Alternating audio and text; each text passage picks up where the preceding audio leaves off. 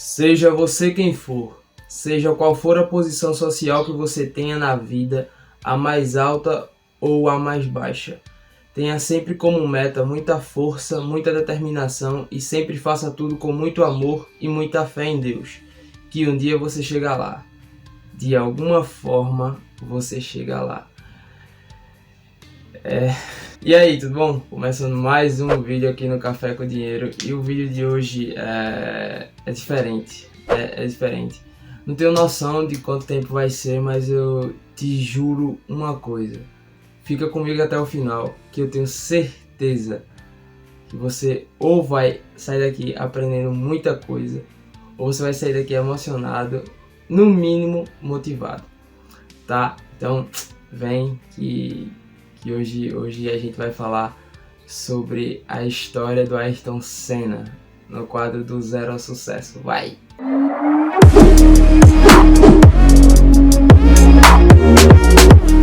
Só que antes de tudo, né, a gente quer pedir para você se inscrever, deixar o like, tá? Deixar seu comentário construtivo e realmente dizer se você gostou do vídeo ou não. Dá um feedback pra gente, isso é muito importante.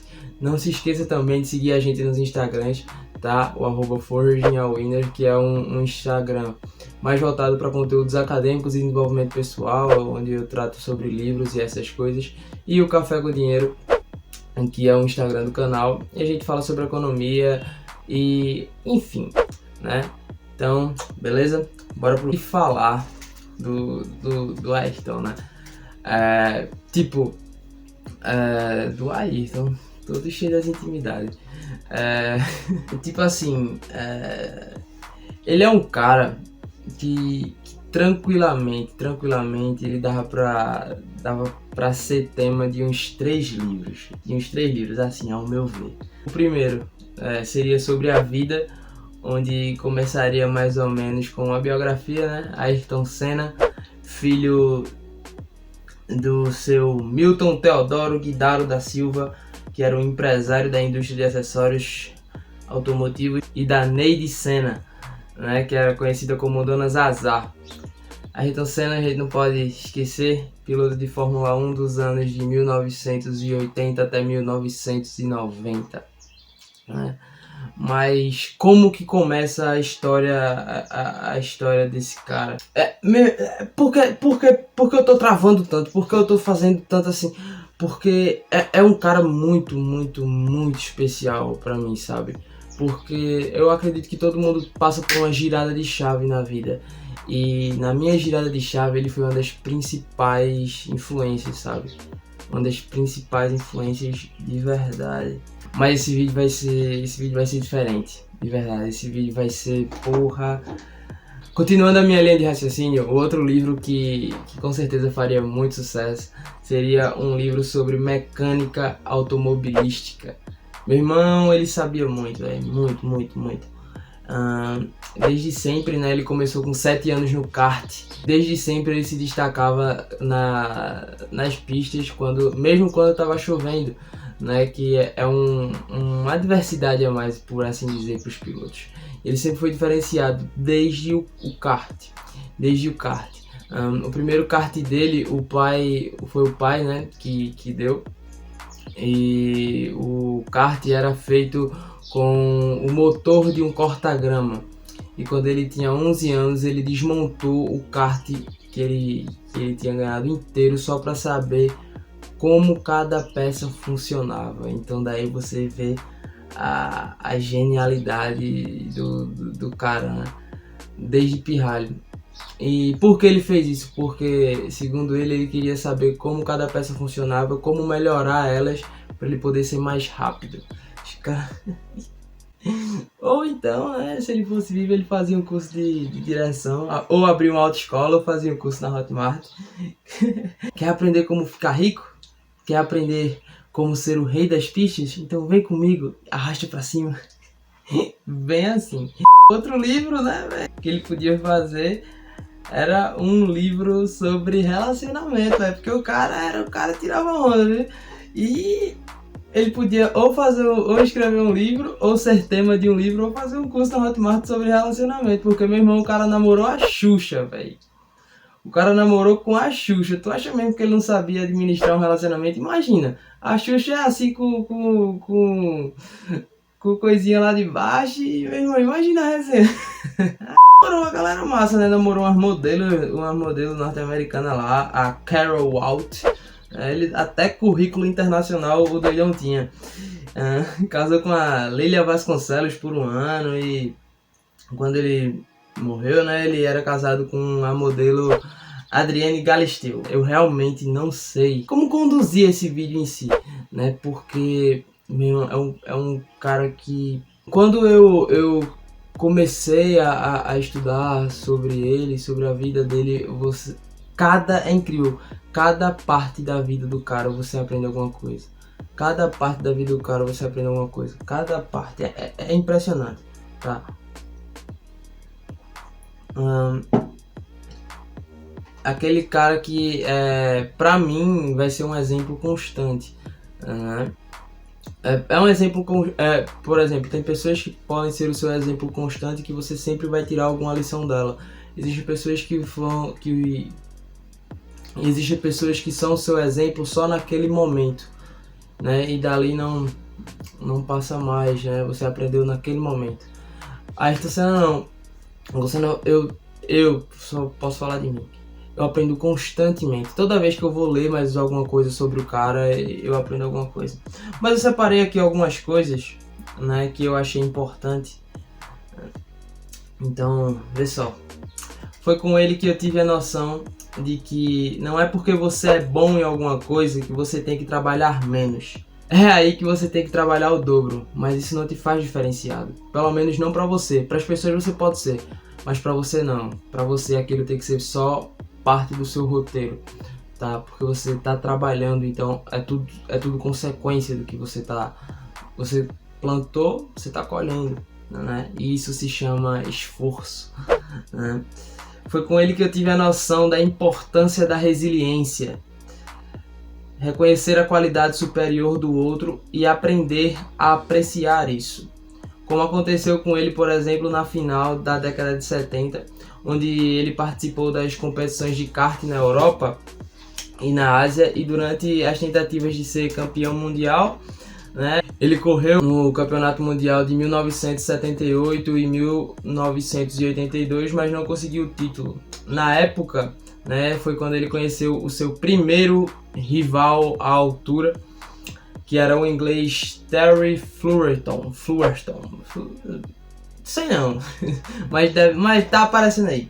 Em uma entrevista, né, se liga, em uma entrevista, Senna disse que a disputa com Fullerton era a melhor lembrança de toda a carreira, incluindo o período na Fórmula 1. Vê só, olha o que esse cara falou, olha o que o Senna falou desse cara. Fullerton era pra mim um piloto completo, tenho boas lembranças disso. Era competição pura, automobilismo puro, sem política nem dinheiro envolvido. Isso, meus amigos, isso se chama humildade, tá? E é com ele e outros, claro, com o passar do tempo, que você começa a ser exposto a novas ideias e, claro, você começa a ter novas perspectivas, você começa a ter novos posicionamentos, você começa a construir os seus próprios posicionamentos, né? Mas principalmente com ele, eu tô aprendendo que se você quer realmente chegar em um patamar de sucesso, claro que ilicitamente, tipo, eu não sei se isso também se aplica ao mundo ilícito, né? É só um princípio.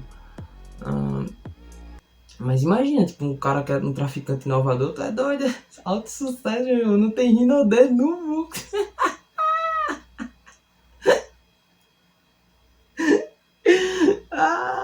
Enfim, voltando, eu aprendi com ele que para você ter sucesso, você precisa ser autêntico. Você precisa pensar e fazer as coisas do seu próprio jeito. Tá claro que sendo flexível a novas ideias e a novas melhorias, que o seu posicionamento ou o seu jeito de fazer as coisas tem que ter. Mas tudo tem que passar pelo seu crivo, sabe? Tem que ter o seu selo. Porque aquilo ali as pessoas vão olhar e vão dizer, poxa, esse foi feito por ele, porque tem a sua marca, tá ligado? como ele mesmo diz, né? Uma maneira de preservar a sua própria imagem é não deixar que o mundo invada sua casa. Foi o modo que eu encontrei de preservar ao máximo meus valores. E isso, meus amigos, isso se chama personalidade, tá? Isso se chama personalidade. E com ele, né, que eu tive a noção de que eu tinha que seguir os meus próprios princípios e ter coragem aberta de falar sobre isso, né, de realmente expor as minhas ideias. E aprendi, né, eu acho que eu tive esse start, né, quando eu como vocês sabem, eu larguei engenharia. E eu não diria que foi influenciado, não, porque eu não conhecia tão a fundo para saber desse fato aqui, mas quando às vezes bate aquele arrependimento, né, aquela sensação de não sei se eu faria isso, eu lembro desse fato e não, eu tô trilhando o meu caminho, eu tô fazendo as minhas coisas e eu tenho que seguir isso, né? Mas escuta, no início da década de 80, Senna teve que tomar uma decisão importante na sua carreira. Ele estudava administração para dirigir os negócios da família, como eu disse, o pai dele era empresário, né? Mas não estava feliz com esse futuro. Ele queria continuar no automobilismo e se mudar para a Inglaterra para competir nos grandes campeonatos, né? Teve como resultado o talento demonstrado por Senna foi visto por patrocinadores e ele foi o piloto brasileiro que entrou na Fórmula Ford, né, em 1981, competindo pela equipe Van Diemen Racing. Ayrton foi campeão no seu primeiro ano, vencendo a maioria das corridas.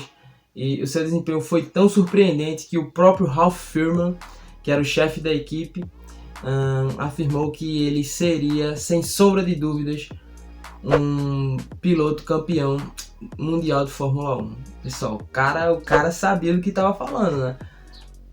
O cara sabia do que estava falando. E estudando mais um pouco a história do Senna, você começa a ver que os princípios básicos da vida e de vida e de ética era o que ele seguia, aquelas coisas simples, né? Ele era uma pessoa simples, né? Porque, vê só, nem tudo é dinheiro, como eu já falei no Instagram. É burrice você pautar não digo pautar, mas é burrice você, como que eu posso dizer de um jeito mais coerente, é burrice você guiar as suas decisões, tomar as suas decisões, né? Levar a sua vida pautado somente no dinheiro, no ganho financeiro, nos lucros. Claro que é importante, mas isso não tem que ser o principal, né? Nem tudo é dinheiro. O dinheiro, como diria o Thiago Negro, o dinheiro é um ótimo servo, mas um péssimo mestre. Então, se você for colocar a sua vida em função de servir ao dinheiro, você vai ser um eterno escravo, né? Então, vê só, por exemplo, apesar do sucesso na Fórmula Ford 1600, Senna teve que voltar para o Brasil, porque não conseguiu patrocínio para correr no ano seguinte. Ele trabalhava na empresa do pai quando recebeu a ligação da Inglaterra. Era o próprio Ralf Furman, convidando o piloto para correr em uma categoria chamada Fórmula Ford 2000. Os termos financeiros não eram tão bons, mas ele precisava competir porque era aquilo que ele queria, né? Então é a importância de você estar preparado para chegar nas oportunidades. Nada é sorte, né? Então vê o que aconteceu. Como ele foi campeão da Fórmula 1600 e da Fórmula 2000, o próximo passo era ele competir na Fórmula 3 britânica, né? Considerada na época a porta de entrada para a Fórmula 1. E o convite para testar o carro de Fórmula 3 não demorou para chegar. Ele veio com uma pessoa importante no automobilismo, que era o irlandês Eddie Jordan, que futuramente teria também a sua própria equipe de Fórmula 1, né? No teste, ele foi o mais rápido piloto titular na época, e na primeira corrida de Fórmula 3, em 1982, ele bateu recorde, né? Ele foi, não diria bateu recorde, né? Mas ele foi literalmente um piloto fora da curva, né? Ele foi um ponto inalcançável, por assim dizer, né? Tão tal que no ano seguinte ele foi convidado pela equipe West Surrey Racing em Tucson. A corrida seria televisionada e Senna via nela uma ótima oportunidade de aparecer para os patrocinadores. O bicho era esperto. Então ele fez a pole position, venceu e fez a volta mais rápida. Logo depois que a corrida acabou, ele assinou o contrato para a próxima temporada. Então, ó, a importância de você ser esperto, de você saber aproveitar as oportunidades, né? Então, no campeonato de Fórmula 3 em 1983, que foi disputado entre Senna e Martin Brundle, o piloto inglês mais tarde também chegaria na Fórmula 1. Curiosamente, Brundle pilotava para Eddie Jordan e Ayrton novamente venceu a maioria das corridas e foi campeão. Saber ter calma, né, velho? Nem tudo começa de cima. Eu acho que às vezes a gente tem uma tendência a achar que a gente não tem que passar por certo tipo de situação, que a gente, devido ao nosso, sei lá, ao que a gente acha que sabe, ao que a gente acha que vale, a gente deve começar de determinada posição. E não, ao meu ver, a gente tem que ter maturidade e humildade para levar as coisas na forma mais natural e saber, e ter um propósito, né? E saber onde quer chegar. E aí você começa a trabalhar em cima disso, né? Mas se liga, apesar dos bons resultados nos testes pela Williams e McLaren, era arriscado demais para as grandes equipes contratarem um jovem piloto titular. Então Senna conversou com a Lotus, que era uma equipe mediana, né, da época, mas a única proposta, né, veio da pequena equipe Toleman. Em uma futura entrevista ele foi questionado sobre isso e ele falou: era melhor assinar com a Toleman do que me aposentar do automobilismo. Eu sabia onde eu queria chegar, então aquele era o meio mais viável. Foda, né, velho? Com isso dá pra ver que ele sabia, né? Ele tinha uma visão do seu potencial, ele sabia do que ele conseguia fazer, do que ele era capaz e onde ia chegar. Então, chegar no topo, ter sucesso era só uma questão de tempo, né? Porque era muito claro para ele, você via isso, né? Mas vamos lá, vamos por partes, tá? No segundo ano de Fórmula 1, o Senna deixou a Toleman, né, e assinou o contrato com a Lotus, por onde correu por 3 anos, né? A nova equipe lhe permitiu brigar pelas posições e até por vitórias. A primeira vitória de Senna na Fórmula 1 em si veio no dia 21 de abril de 1985 com o Grande Prêmio de Portugal. Chovia bastante naquele dia e Senna mostrou novamente a sua habilidade na pista molhada. Vocês lembram quando eu falei que ele era top? O cara era top, diferenciado desde o kart, quando nas pistas molhadas, quando chovia. Pronto, não foi diferente. Era o grande diferencial, né? Mas eu vou dizer, né, que dia de domingo, pô, meio-dia, quando ele tava em casa, ele não perdia, pô. Não perdia, era mais ou menos essa hora, né? Porque era pra ver o Senna correr, pô. Minha mãe também fala a mesma coisa. E olha que minha mãe nem dirige, sabe? Ela morre de medo. Minha mãe diz a mesma coisa. Então, era realmente um cara que unia a galera, né? Unia a galera, assim. Hoje em dia a galera se junta pra, sei lá, pra assistir futebol. Naquela época, a galera se juntava pra assistir futebol e pra ver o Senna correr, né? Como chovia muito, a corrida foi interrompida e quando havia apenas 9 carros na pista, sendo o Ayrton Senna o primeiro, então ele foi consagrado campeão, né? Pela Lotus, Senna seguiu com mais 6 vitórias: Portugal e Bélgica em 1985, Espanha e Estados Unidos em 1986, Mônaco e Estados Unidos em 1987. No campeonato, ele foi quarto colocado nos seus 2 primeiros anos e terceiro no último ano, né? E em 1987, um outro brasileiro foi campeão, que foi o Nelson Piquet. Senna conseguiu muitos bons resultados com a Lotus, né? Mas ele precisava ir para uma equipe maior se ele realmente quisesse ser campeão de Fórmula 1. Né? Na época as melhores eram a McLaren e a Williams, com a Ferrari um pouquinho atrás. Né? Então as portas da McLaren se abriram naturalmente, era um piloto excepcional. E ele não pensou duas vezes, foi-se embora. E como a McLaren e a Lotus usavam o mesmo motor, que era o motor Honda, né, isso facilitou a negociação. Não me pergunte por quê, eu não entendo dessa parada de Fórmula 1. Mas quando eu fiz as pesquisas, disse que isso foi um facilitador, um catalisador essencial na negociação entre a McLaren e a Lotus. Durante os anos, ele pilotando pela Toleman e pela Lotus, ele conhecia já a galera. Né? Ele já conhecia a galera que seriam seus adversários quando ele entrasse na McLaren. E como ele era sagaz, o cara era esperto. Então ele não teve muita dificuldade em ganhar da galera não. Mas a nova equipe do Senna contava com um novo piloto bicampeão de Fórmula 1 mundial. O cara era o francês Alain Prost. E é aí que o ponto de personalidade forte se confundiu com um pouco de soberba e autoconfiança, eu acho. Né? Porque o Senna chegou e falou assim: eu estou indo lá para derrotá-lo imediatamente. Isso foi o que o Senna falou quando foi informado que o Alain Prost era praticamente o dono da McLaren, né? Assim, eu não concordo muito com esse posicionamento, porque eu acho que você deve saber chegar e deve saber sair de qualquer lugar. Então, não sei se foi o melhor posicionamento a ser tomado, mas o cara era bom, viu, meu irmão? O cara era bom, né? Porque, vê, a McLaren, ela foi imbatível na temporada de 98 e venceu todas as corridas da temporada. A McLaren venceu e Senna e Prost revezavam nas vitórias, criando meio que um climinha assim de eu sou melhor que você, eu sou melhor que você, tipo Batman e Super-Homem.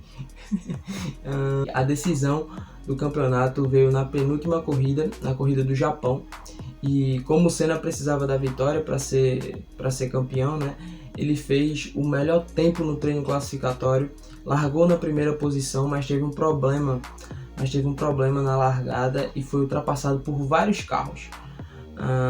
Então ele caiu para 14ª posição, mas ainda na primeira volta ele ultrapassou 6 carros. Então vê só, de 14 ele passou 6. Se liga, faltam 8, né? 8, é isso, faltam 8, 8. Se liga. Enquanto o Prost tava lá, tinindo, liderando a corrida e pau no gato. Então o Senna fez uma recuperação incrível e alcançou o Prost na 28ª volta. O Senna conseguiu uma ultrapassagem linda e venceu a corrida venceu a corrida, né? E consequentemente seu primeiro título na Fórmula 1.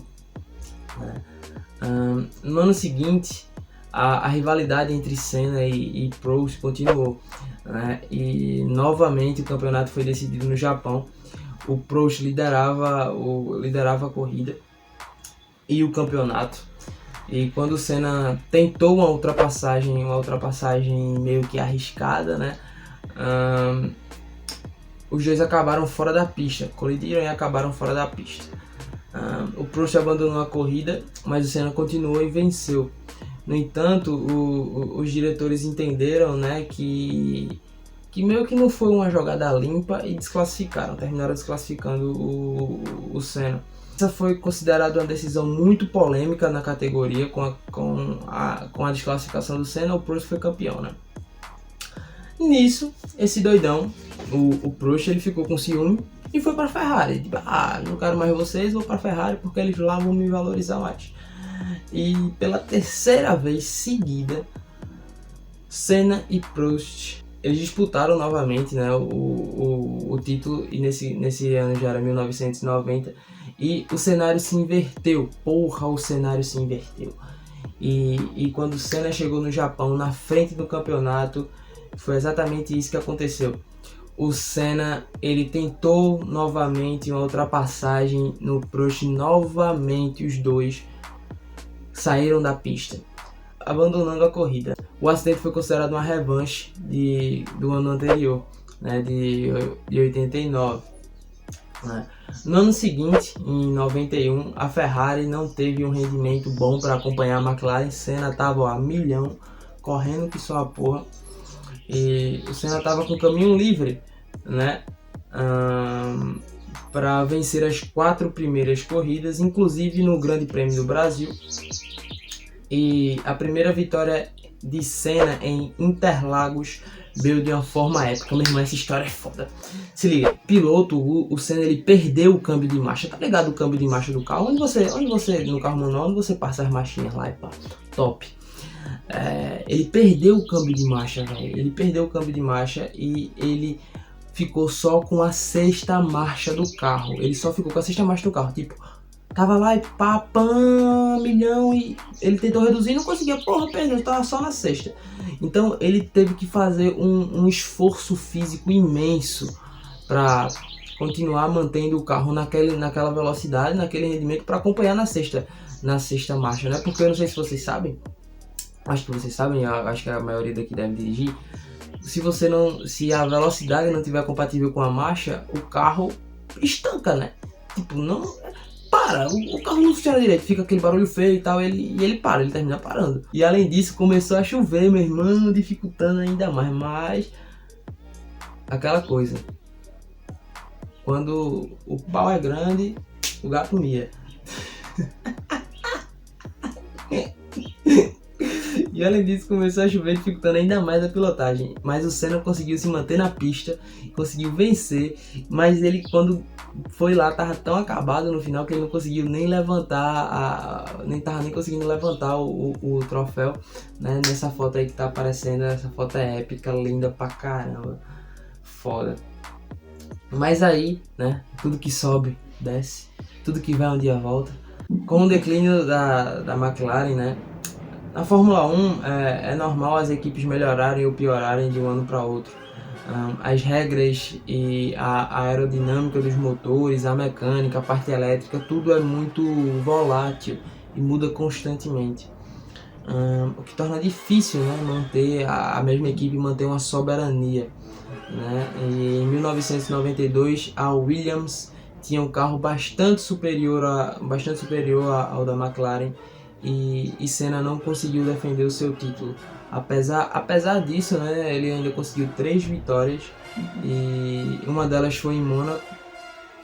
E ele se defendeu do Mansell, que era o principal piloto da Williams, por várias voltas. E, enfim, em 1993, depois de ficar um ano longe da Fórmula 1, Alain Prost, aquele carinha lá, o doidão que ficou com ciúme e foi para a Ferrari, ele decidiu voltar para substituir Nigel Mansell, que havia anunciado a aposentadoria depois de ser campeão. Né? Ele voltaria a correr no ano de 94, 95. Mas, né, o Senna até conseguiu nesse ano vencer 5 corridas, mas o Prost venceu 7 e foi campeão. Esse Prost também era bom, o cara era topadão. E uma das vitórias de Senna foi no GP da Europa, o Grande Prêmio da Europa, né, em Donington, na Inglaterra. Não sei se assim se fala não, mas tudo bem. Quando ele fez a considerada melhor volta da história. Isso foi a volta mais rápida da história da Fórmula 1, tá ligado?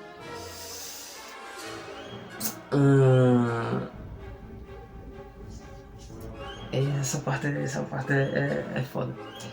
Ele queria ser campeão novamente, né? E sabia que na McLaren ele não teria mais chance, né? A McLaren já estava começando a ficar ultrapassada, por assim dizer, ultrapassada para ele, né?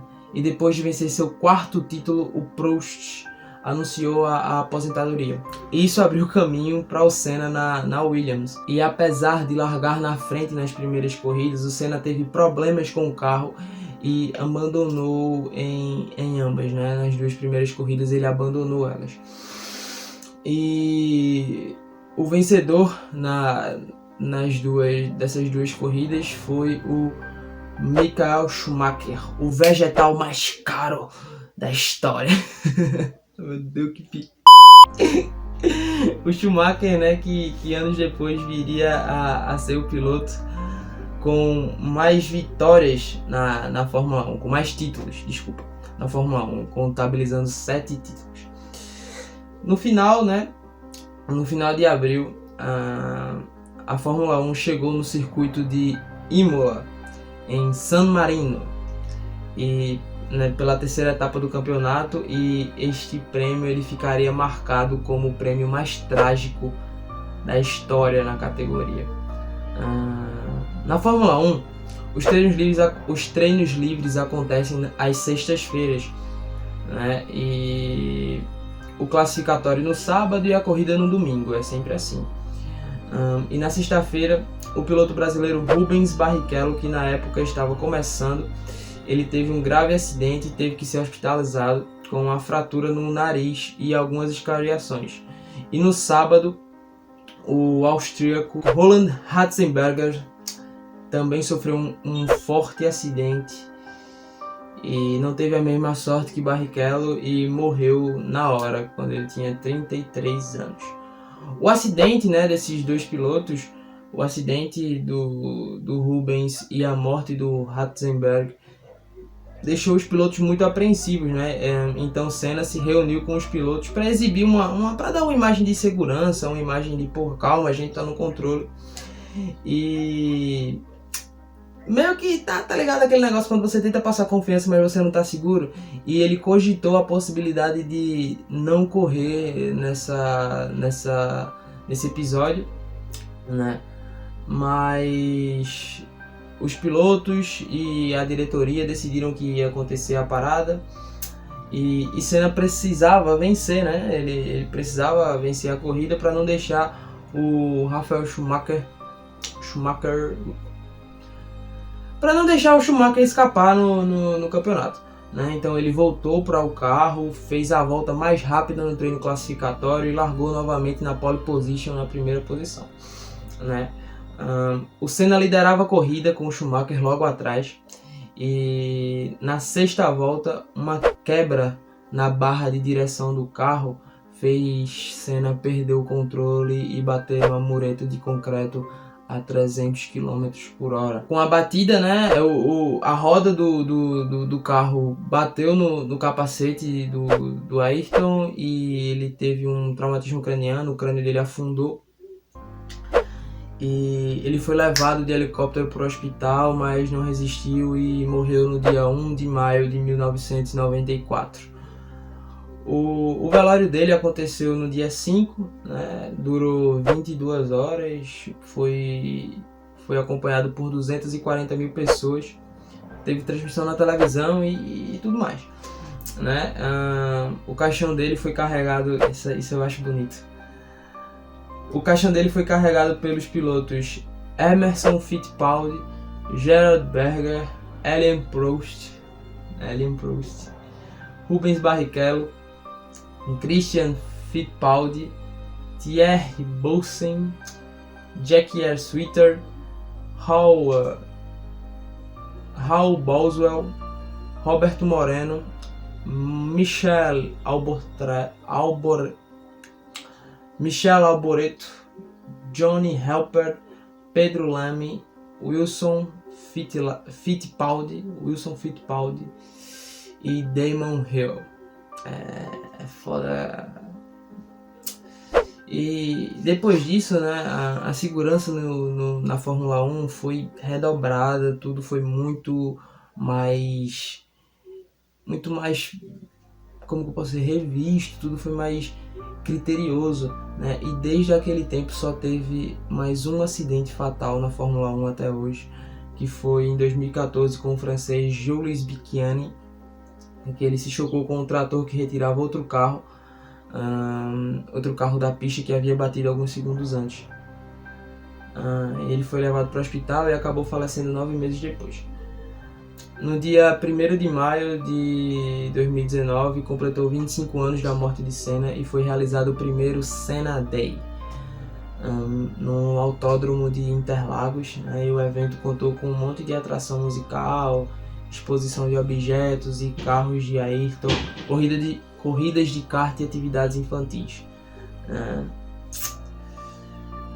Bicho, assim, é isso, né? Basicamente é isso. E o que não tirar seria a pergunta correta, né? O que não tirar desse cara? Bicho, era um cara fora da curva, véio. Era um cara que pensava muito, de uma forma muito diferente, né? Era um cara que realmente conseguia tirar o daqui e transformar aqui, né? Conseguia transformar a personalidade dele, o jeito dele pensar, os seus princípios, a sua habilidade na sua profissão, né? Então era uma coisa mágica de se ver.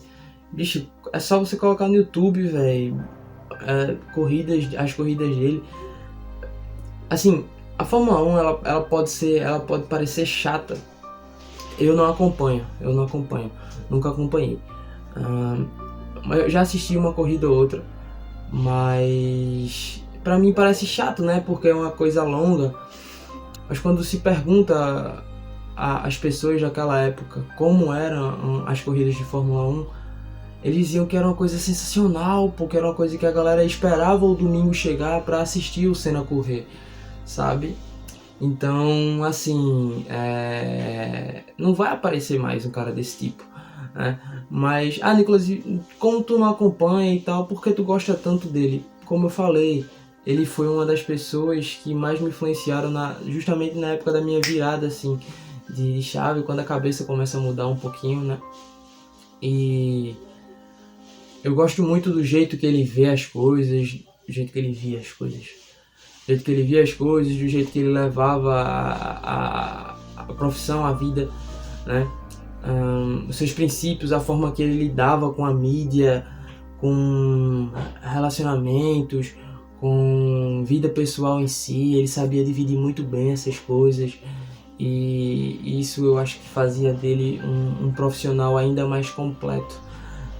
Não acredito que vá aparecer outro tão bom quanto ele, porque eu tenho certeza que aquele cara era e sempre vai ser único, tá ligado? Paga o pau valendo. Então, não é à toa que eu tenho uma foto dele ali, aqui, calma, aqui, do lado do Elon Light. Então, é isso. O vídeo de hoje foi esse. Fiquem com Deus. Paz e luz. Tamo junto.